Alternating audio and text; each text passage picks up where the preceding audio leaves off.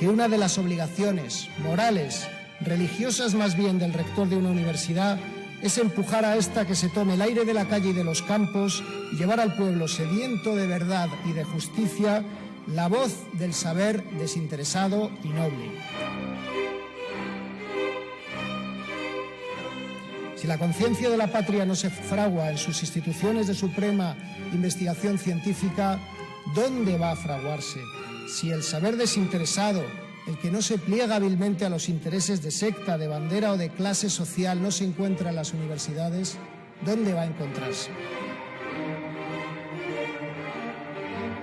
Emular a Unamuno es un ejercicio constante y necesario, pero la esencia del rector ha de consistir, por encima de cualquier preferencia propia, en velar por la comunidad universitaria.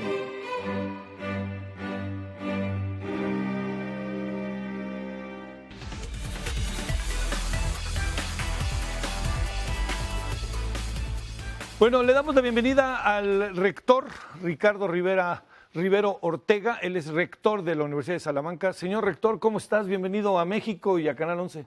Muy bien, muchas gracias. Encantado de estar en México una vez más y aquí en Canal 11. Oye, a ver, para mucha gente que pudiera no conocer la Universidad de Salamanca, ¿dónde está Salamanca? Pero ¿qué es la Universidad de Salamanca? Bien, pues la Universidad de Salamanca es la primera de las universidades en habla hispana. Se fundó en 1218. Ah, caray. Hace 8 siglos, 800 años, nada menos. Uf. Y con sus estatutos fueron fundados hace 500 años las primeras universidades de estas tierras. La Real y Pontificia, el antecedente de la maravillosa UNAM, que es una de las universidades más importantes del mundo. También las primeras universidades de Perú, de República Dominicana, de Argentina, todas ellas tienen la impronta de Salamanca. En Salamanca se defendió por primera vez los derechos de los pobladores de estas tierras frente a los excesos de los conquistadores, y los profesores de Salamanca obligaron al emperador a cambiar sus leyes para que se corrigieran algunos de esos abusos. Y después muchos de los investigadores de la Universidad de Salamanca han mantenido relaciones profundas. Muchos estudiantes latinoamericanos nos visitan en nuestras aulas, se forman, se doctoran y luego se convierten aquí en catedráticos y en responsables institucionales. Sí.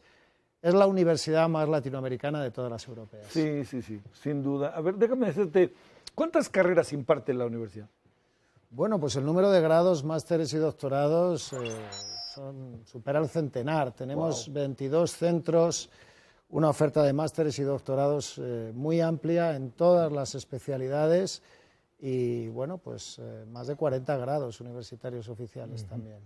En toda esta historia de la universidad, rector, algo que uno se pregunta en estos avatares que se viven es ¿cuál es el papel que hoy deben de jugar las universidades? Es quizás una pregunta que tú te has de hacer seguidísimo en tu oficina, ¿verdad? Efectivamente, además, justo esta semana intervengo, participo y estoy muy honrado de hacerlo en el encuentro de UDUAL, que es la Unión de Universidades de América Latina. Sí. Y el mensaje que voy a trasladar a mis colegas, los rectores y las rectoras de todo el continente, es que las universidades, además de contribuir a la creación y la transmisión de conocimiento, que es nuestro papel tradicional, la docencia y la investigación, hemos de involucrarnos en el desarrollo del entorno social más próximo. Hay que esquivar la imagen de la universidad como torre de marfil, ajena a lo que ocurre a su alrededor, y comprometer a las universidades, y especialmente en América Latina, esta es mi propuesta, estos son los objetivos de Salamanca y el compromiso de la Universidad de Salamanca en su 8º centenario, con la realización de los Objetivos de Desarrollo Sostenible de Naciones Unidas. La igualdad de género tiene que ser una misión de la universidad, también ha de serlo la sostenibilidad ambiental, la lucha contra la inequidad y la contribución a la mejora del funcionamiento de las instituciones, la transparencia, la lucha contra la corrupción. Si la universidad es el centro de irradiación de pensamiento para las nuevas generaciones, la fuente de la eterna juventud recreada a lo largo del tiempo, ha de ser ejemplar en sus propuestas, ¿no? Y ese es un desafío que hemos de asumir. Por cierto que incluso en Estados Unidos, donde existe un modelo universitario basado en la élite, hay ya un debate que comienza a reorientar en una línea más europea y latinoamericana de compromiso social el papel de la universidad. Es un tema de nuestro tiempo, la misión de la universidad, y un tema clásico. Claro, y sobre todo en algunas sociedades, porque al fin y al cabo son el centro de la libertad de expresión y de la creación fundamental del conocimiento, que es lo que permite la evolución de las sociedades, aunque de repente se olvida y los gobiernos también lo olviden, ¿no? Esta es una observación muy inteligente. Algunas de las grandes revoluciones y de los cambios más importantes de nuestro tiempo, contemporáneos, han nacido de las aulas universitarias. Yo he sido profesor durante varios años en la Universidad de París-Nanterre, donde se originó el Mayo francés del 68. Oye, ahora 50 años. Sí, exacto, es otra gran efeméride que hay que recordar, y hay que recordar también lo que ocurrió en México por aquel tiempo, porque algunas de las revoluciones surgidas de las aulas universitarias, también en China, recordemos esos trágicos sucesos, terminaron desgraciadamente con la opresión del poder. Incluso hoy todavía, cuando uno va a París 10, a Nanterre, al campus de Nanterre, se encuentra con que la arquitectura del campus, y en particular el edificio del rectorado, se ha reconstruido de forma que sea imposible una nueva movilización. Así que el poder se reorganiza para dificultar que la universidad... Por acá no está fácil, Ciudad Universitaria y el Politécnico no, ahí sí, no le pudieron hacer nada para que la gente no se pueda volver a movilizar. Porque son campus muy abiertos, muy amplios, y porque México tiene una fuerza y una capacidad de libertad imparable, ¿no? Este es un país muy pujante en todos los sentidos, y también en su voluntad de progreso y de desarrollo. Y la universidad ha de ser un motor en este sentido. Es un espacio de libertad, efectivamente, un espacio en el que todas las voces, todos los puntos de vista, la dialéctica debe expresarse con total claridad y sin cortapisa alguna, y así permitiendo que el mercado libre de las ideas haga, como sucede gracias a los medios de comunicación también, que las sociedades puedan elegir. La disidencia es un factor de progreso de las sociedades, y la disidencia encuentra refugio en las universidades. Hijo, esa frase la voy a anotar. El tema de la disidencia, y más cuando un país como el nuestro, por ejemplo, está en procesos electorales, o una universidad está en un proceso de transición, la disidencia es la que te ayuda a crecer, ¿no? Sí, yo recuerdo aquí ahora, aprovecho para evocar la figura de Francisco de Cervantes de Salazar, que fue el primer rector de la UNAM. De la UNAM, sí. Y fue bachiller en Salamanca. Vino de Salamanca, ocupó puestos de responsabilidad en las instituciones castellanas, y después pasó a ocuparlos aquí en la Nueva España, en México, en el siglo XVI, y él transmitió el pensamiento humanista de Luis Vives y de Pérez de Oliva, dos grandes intelectuales de su tiempo, a estas tierras. Y el pensamiento de Luis Vives y de Pérez de Oliva estaba basado en la dialéctica. Ellos escribieron diálogos en los que distintos personajes se enfrentaban y permitían que el lector eligiera entre los argumentos de unos y otros. Y esto es lo que también propicia la universidad y la democracia. Claro. La inteligencia colectiva a partir de la exposición de diferentes puntos de vista. Como sabes, hay una escuela que se llama Luis Vives en México, muy reconocida por su espíritu crítico, ¿no? Que tiene mucho que ver con los republicanos, como puedes imaginar, en la época de Lázaro Cárdenas, cuando vinieron a México, ¿no? Sí, siempre hay que recordar y agradecer esa hospitalidad, esa acogida que México, nación hermana, dio a nuestros mejores pensadores. Entre ellos destacaría a Recasens Sitges, un filósofo del derecho que es el maestro de todos los teóricos del pensamiento jurídico de la UNAM. Hace un año y medio a mí me distinguieron, me honraron con la medalla Isidro Fabela, el ilustre diplomático que tuvo tanto protagonismo en la acogida de los exiliados en los años 30 y 40, y los discípulos de Recasens Sitges se acercaban a mí recordando que fue profesor de la Universidad de Salamanca, y lo cierto es que me emocioné, porque cuando uno lee a Recasens se encuentra la mejor versión de la universidad, y está aquí en México. ¿Cómo hacerle, rector, ante un fenómeno que es imparable hoy en día, que es el de las nuevas tecnologías, el cómo buscar la manera de no perder el contacto maestro-alumno, el no pensar solo, ya sabes, en la educación a distancia, que entiendo que resuelve muchos problemas, pero digamos, esta plática que estamos sosteniendo adquiere una dimensión distinta, ¿no? Vernos cara a cara, y eso en un salón de clase, pues bueno, tú lo sabes mejor que nadie, ¿no? Sí, el contacto directo entre el docente y el discente es fundamental, porque el aprendizaje de los seres humanos se realiza fundamentalmente por emulación. No se trata solo de las ideas abstractas, de los conceptos, sino también de los gestos, de las emociones, de las lecciones vitales que maestros y maestras trasladan y debemos trasladar a nuestros estudiantes. Hay que moverse entre el escila de la tecnofilia y el caribdis de la tecnofobia. Ser moderadamente partidario de una utilización razonable de las nuevas tecnologías. Bueno, esto es como situarse en la tesis intermedia de Domingo de Soto, que era otro profesor de Salamanca, que no se ponía ni del lado de Ginés de Sepúlveda, que defendía al emperador, ni del de Bartolomé de las Casas, que criticaba siempre a los conquistadores. Domingo de Soto decía, bueno, pues tienen parte de razón quienes consideran que es preciso realizar un impulso civilizatorio en términos de orden, y también tienen parte de razón quienes consideran que hay que evitar los excesos, ¿no? Pues tenemos que evitar lo peor de las nuevas tecnologías, como esos escándalos de utilización abusiva de nuestros datos personales nos muestran. Hay un riesgo real de que las nuevas tecnologías generen capacidades de control del poder económico y político sobre los seres humanos insufribles, pero no convertirnos en nuevos ludistas, que detestemos las máquinas porque nos facilitan mucho la vida, y también la vida universitaria.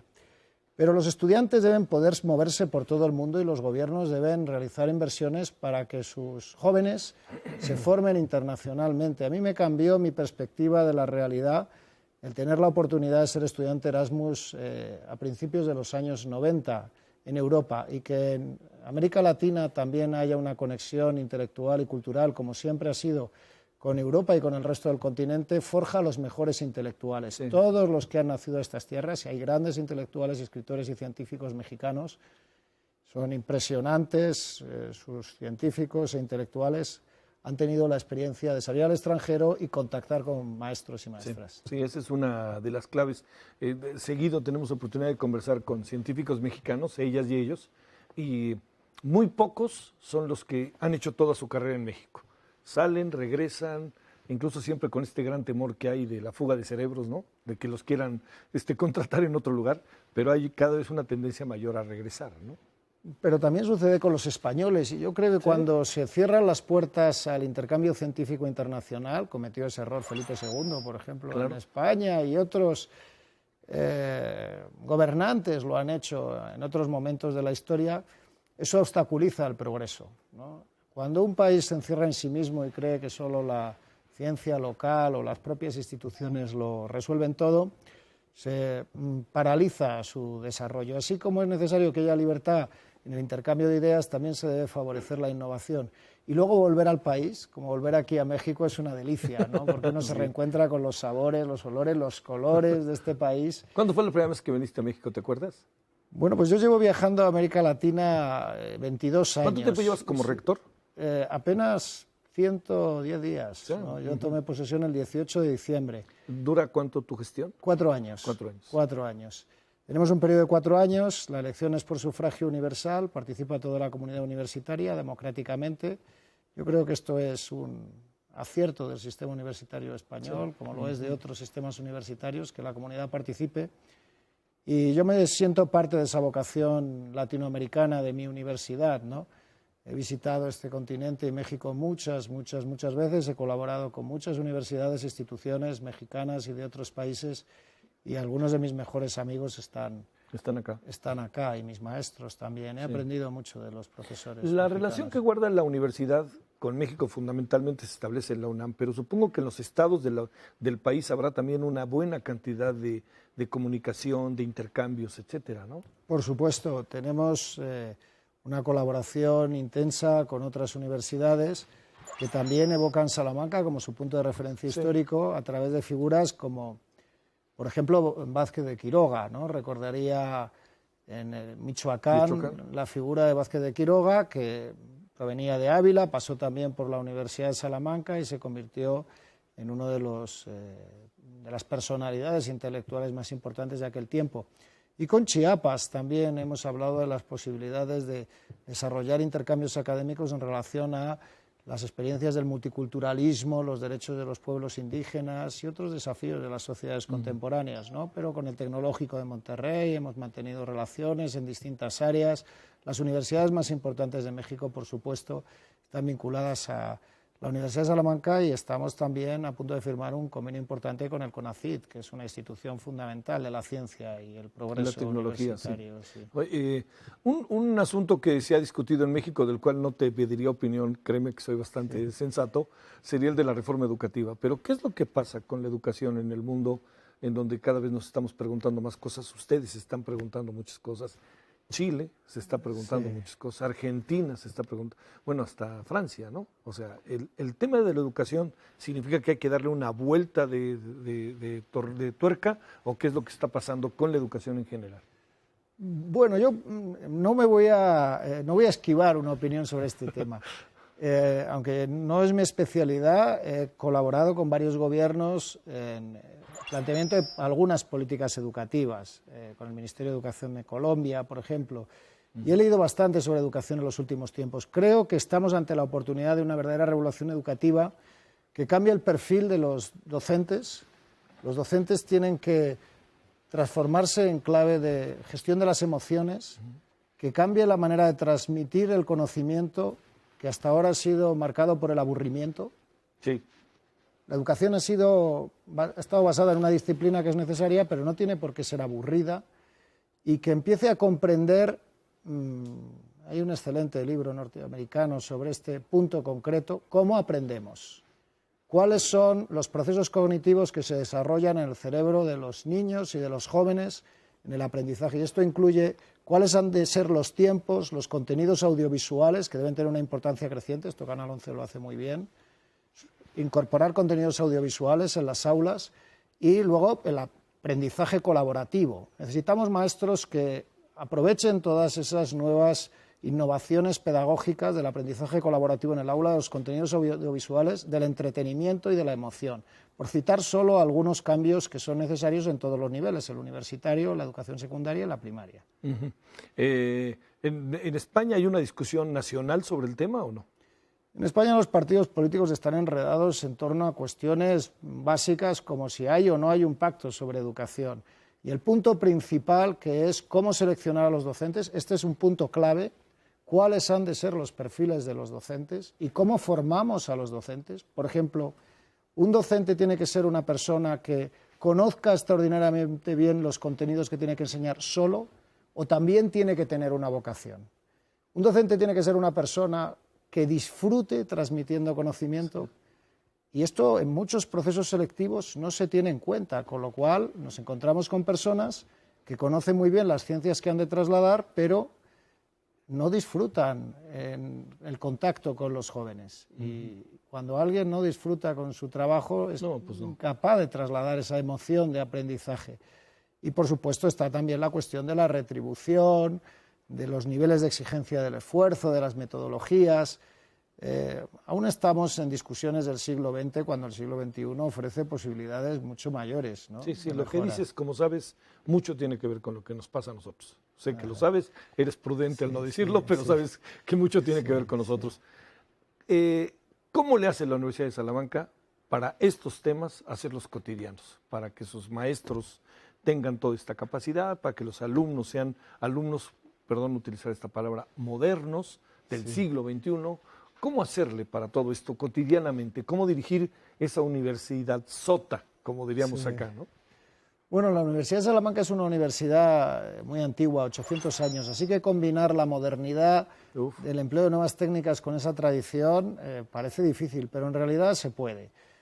La innovación docente es una de las políticas fundamentales de la universidad, y hay jóvenes y no tan jóvenes, profesores y profesoras que utilizan cada vez más técnicas como el cine o las series de televisión o los documentales para trasladar conocimiento, más allá de los clásicos contenidos. Nomás te atajo tantito, pues sepa el público que estamos viendo imágenes de ese lugar que tú eres rector. Sí, nuestra biblioteca histórica, qué es belleza, fascinante. ¿no? Sí. Fíjate que yo no la conozco, nomás la había visto así, pero qué belleza de Pues edificios, están invitados a visitarla. Pero ve nomás qué belleza. Sí, ciertamente México tiene ciudades con un impresionante patrimonio, y Salamanca también es Patrimonio de la Humanidad, declarada la ciudad Patrimonio de la Humanidad por la UNESCO. Pero es una ciudad muy joven, recibimos muchos estudiantes internacionales, es de las universidades con más estudiantes internacionales, En nuestros másteres, la inmensa mayoría de los estudiantes son latinoamericanos, ya están abiertas, y las técnicas que se utilizan en esos másteres universitarios oficiales están basadas en gran medida en las nuevas tecnologías, los contenidos audiovisuales, la participación de los estudiantes en el aula, porque en pocos lugares del mundo se puede encontrar, como en Salamanca, en un mismo máster, por ejemplo, sobre prevención de la corrupción o sobre cuestiones de ingeniería o de química o de farmacia o de medicina, estudiantes de Brasil, de Argentina, de México, de Colombia, de Alemania, de China, de Japón, tenemos excelentes relaciones también con otros países como Japón, y todos compartiendo una experiencia vital en una ciudad en la que se puede ir de un lado a otro muy rápido, sin tener que utilizar ni el carro, ni el metro, ni ningún otro medio de transporte, y rodeados de gente joven. Sí. Pero fomentamos que nuestros profesores y profesoras utilicen las técnicas de innovación docente. ¿Qué planta tiene entre maestros y alumnos? Toda la comunidad del claustro universitario salmantino alcanzaría cerca de 36.000 personas. En comparación con las cifras de la UNAM, por supuesto, es una universidad chiquita, pero teniendo en cuenta que la ciudad es muy pequeña, unos 150.000 habitantes, ¿En la ciudad? La universidad ocupa el espacio principal del núcleo urbano, ¿no? Al fin, Salamanca es una ciudad universitaria, es muy segura, está llena de gente joven, de chicos y chicas deseosos de aprender, de conocer a otras personas, y también tiene la fama de ser una de las ciudades más alegres y divertidas de toda España, ¿no? Por esa tradición universitaria. A ver, déjame decirte, ¿qué andas haciendo en México?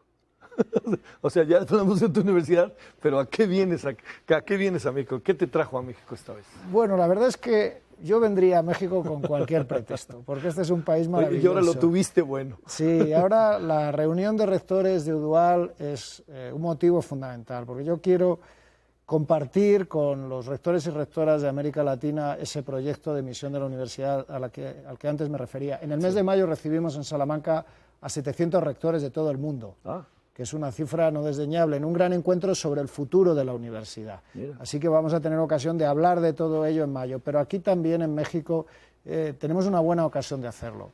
Pero también la firma de convenios con instituciones, la colaboración con la UNAM, en la celebración de nuestro intercambio cultural y académico, que tiene tan larga historia, 500 años ya, y también en el momento del exilio español en México, es razón suficiente para que yo venga a visitar al rector Graue, a darle las gracias por la colaboración y a ponerme a la disposición de la UNAM y del resto de instituciones. Y luego, como académico, ya digo que llevo más de 20 años viajando regularmente a América Latina, también tendré ocasión de hablar sobre mi especialidad. El año pasado estuve en la Cámara de Diputados impartiendo un diplomado sobre prevención de la corrupción, y hablaré de mi especialidad, que es Derecho Administrativo, en alguna conferencia. Oye, ¿cómo está España? España está en un momento esperanzador en muchos sentidos, y también necesitado de solución de algunos problemas, ¿no? Esperanzador en el sentido de que la recuperación económica se observa. Un paseo por Madrid demuestra que las calles están llenas, los comercios, hay alegría, la economía se está reactivando. Se presentaban hoy, una vez más, medidas incorporadas a los presupuestos generales del Estado para 2018, en una línea positiva. Pero, bueno, la situación en Cataluña ha generado un conflicto que esperamos todos que se resuelva en términos democráticos, porque, bueno, España es un Estado de Derecho y una democracia que funciona razonablemente bien. Y el intento de trasladar una imagen distorsionada por parte de quienes en Cataluña han violentado el orden constitucional, pues nos ha perjudicado a todos, ¿no? Yo creo que todo el mundo tiene derecho a defender sus ideas, siempre y cuando respete la posición de los demás, ¿no? Y en España, durante los últimos 40 años, celebramos 40 años de Constitución, también este 2018, esto ha sido así.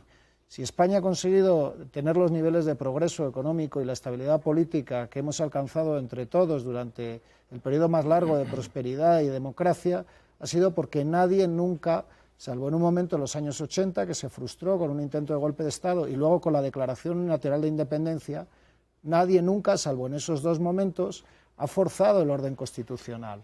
Entonces, intentar romper la baraja con la que se juegan todos los jugadores con igualdad de oportunidades perjudica a la sociedad en su conjunto. Y esto es lo que los independentistas catalanes han hecho, perjudicando en primer lugar a Cataluña, más que al resto de España. Han perjudicado mucho a la sociedad catalana, que ha sido dividida y está empezando a vivir situaciones que se vivían en el País Vasco hace años y nunca se habían vivido en Cataluña, y también por derivación al resto de España. Pero yo creo que entre todos vamos a ser capaces de demostrar que el diálogo, la democracia, el respeto de las reglas y las libertades públicas, porque hay libertad de expresión, por supuesto, permiten salir adelante. Como México es un país, España, esperanzado con sus problemas, tenemos corrupción, tenemos políticos irresponsables, también los ciudadanos tenemos que esmerarnos más para que todo esto cambie mejor. Pero somos sociedades con muchas ganas de salir adelante porque lo hemos pasado muy mal en otros momentos. Sí. Decía, hace poco platicaba con Antanos Mockus, quien era el alcalde de Bogotá, un personaje maravilloso. Me decía, tenemos que pasar del concepto, para poder transformar, tenemos que pasar del concepto de familia a familia ciudadana, que era muy fuerte, ¿no? Porque al fin y al cabo tenemos que transformar las familias. A ver, ¿qué le dirías a un país como este? Entiendo que no se trata de como decimos en México, de tirar línea, sobre el tema de la corrupción. ¿Qué le dirías a este país que está ahorita, ya sabes que estamos en campañas, no hay quien no nombre el tema, tú estuviste en la Cámara de Diputados, hablaste del tema? ¿Qué dirías así como 2 o 3 ideas centrales para concluir, rector? Bueno, yo he estado más de 20 años trabajando en la temática de prevención de la corrupción. He escrito varios libros y muchos artículos y tengo proyectos de investigación sobre eso. Y también he trabajado este tema en América Latina y en México en concreto. Y soy jurista, abogado, y cada vez pienso que las leyes son una solución necesaria pero insuficiente. Porque todos los políticos y los candidatos a los que he podido escuchar en estos días, sigo muy de cerca y muy interesado, el proceso en México, por supuesto, hablan de cambios legales. Llevamos muchos años intentando solucionar el problema con cambios legales sin lograrlo. Hay mucho de psicología cognitiva en el enfoque de la corrupción. Últimamente yo trabajo sobre la problemática del efecto Lucifer. ¿Qué es el efecto? ¿Te importa si nos paramos porque nos vamos a sacar una foto de despedida y me sigues contando para la parte final? Claro. ¿Y entonces? Sí, entonces hay que trabajar más sobre las percepciones de las personas, sobre la forma que tiene la gente de entender sus entornos y conseguir cambiar las mentalidades, no con las leyes, sino con un poco de psicología. Rector, es tu casa. Ha sido un enorme gusto. Gracias. Muchas gracias. Muchas gracias que gracias. viniste. ¿No es por favor? Ahí está nuestra fotografía. Nos acordaremos de ella. Gracias, Rector. Gracias. Pásela bien. Hasta la próxima. Adiós. Gracias.